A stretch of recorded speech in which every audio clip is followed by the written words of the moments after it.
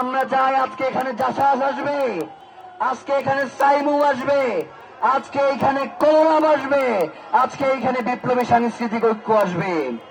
আমরা চাই কোন দল, কোন মত, সকল কিছুর ঊর্ধ্বে গিয়ে এই জনতাকে আপনাদের প্রাধান্য দিতে হবে। যদি আপনারা কোনোভাবে এই হাদি হত্যার যেই বিচার, সেই বিচারের জন্য আপনারা যদি সোচ্চার না হন, এই নির্বাচনে জনগণ আপনাদেরকে সোচ্চার করে দিবে। কিন্তু সেই পর্যন্ত আমরা চাই না যে আপনারা অতদূর পর্যন্ত পৌঁছে যান।